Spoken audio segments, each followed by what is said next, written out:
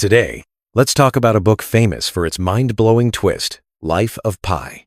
The story begins with an Indian boy whose name sounds very much like the word pea, making him the target of constant ridicule at school. Even his teachers sometimes slip up and call him by the wrong name.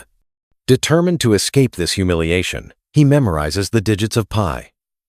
On the first day of the new school year, he recites dozens of digits after the decimal point in front of the entire school. Everyone is stunned.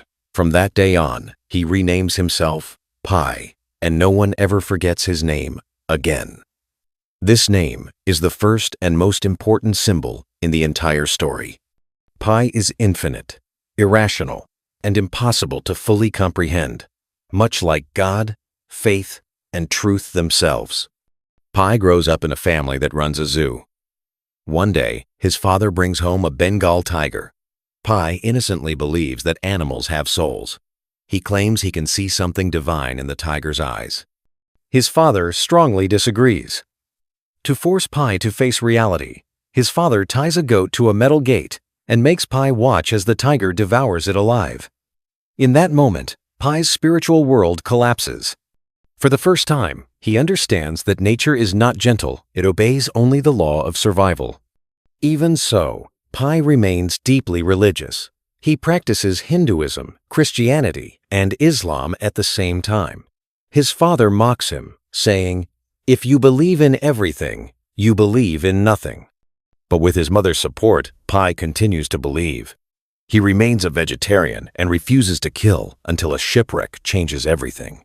At 17, Pi experiences first love. Just as life begins to glow with hope, political unrest breaks out in India, and the family loses ownership of the zoo. To survive, they decide to immigrate to Canada, bringing all the animals with them. During the voyage across the Pacific, the ship encounters a violent storm in one of the most dangerous ocean regions. Amid the chaos, Pi is pushed onto a lifeboat. Seconds later, the ship is swallowed by the sea.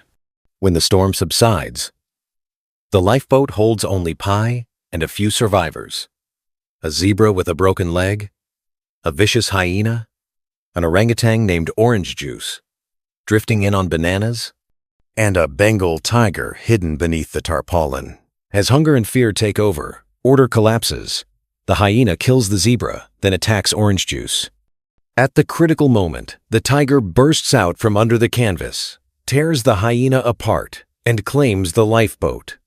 Terrified, Pi builds a small raft from life jackets and oars, ties it to the boat, and spends the night drifting in the sea, afraid that the tiger will eat him at any moment. To survive, Pi learns everything: how to collect rainwater, how to fish, how to kill turtles, how to catch flying fish. The first time he kills a living creature, he cries and thanks God for taking the form of a fish to save me. Yet, deep down, he knows this is only self-comfort. He begins to train the tiger using a whistle to create disorientation, using food as reward, carefully dividing territory. Man and tiger are forced into coexistence.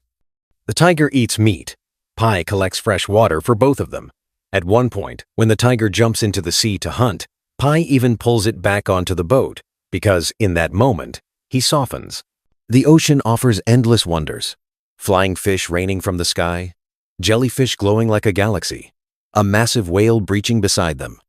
Most mysterious of all is the carnivorous island, lush and green by day, filled with meerkats, but at night, turning acidic, dissolving all life.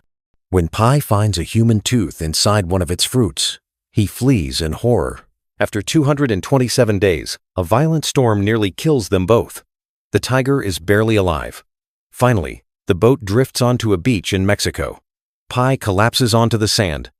The tiger jumps down, walks straight into the jungle without looking back, without saying goodbye. Pi breaks down in tears, not because he is rescued, but because this family member who survived with him through hell refuses to even glance at him one last time. In the hospital, two investigators from a Japanese insurance company question Pi. They find the tiger story unbelievable and ask for a more credible version. So Pi tells a second story.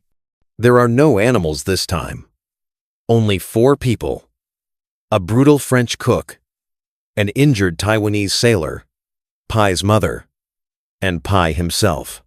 The cook amputates the sailor's leg and uses it as bait, later killing and eating him. When Pai's mother resists, the cook murders her as well. To survive and avenge his mother, Pai kills the cook and lives on his flesh. The two stories align perfectly. The hyena is the cook, the zebra is the injured sailor, Orange Juice is Pai's mother, and Richard Parker the tiger is Pai himself, the savage side he unleashes to survive. The investigators fall silent. Pai asks them, "Which story do you prefer? The one with animals or the one without?" They answer, "The one with animals. It's better." Pai smiles gently and says, "And so it is with God." The novel leaves the same choice to the reader. Neither story can be proven. Both contain the same core truths: unbearable loss, suffering, violence, and survival. But one is dry, brutal, and empty, while the other is filled with wonder, beauty, mystery, and faith.